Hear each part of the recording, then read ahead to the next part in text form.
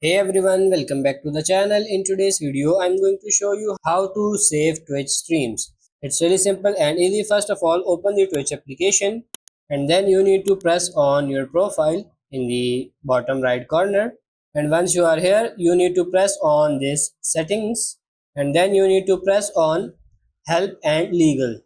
And then you need to press on this help and then you need to press on privacy policy and then you will be redirected to another page, and here you need to press on three little lines in the top right corner and then press on browse, and then you will be redirected to Twitch desktop version. Here on the top right corner there should be login button. You will need to log into your account here, and once you log in you need to go and on the top right press on your profile picture and press on settings, and then you need to go to channel and videos, and once you are here then you need to press three little dots or three little lines in the top left corner and press on stream, and then press three lines again. The pop-up menu will go on, and then scroll down until you see word settings and store past broadcast. So toggle this button on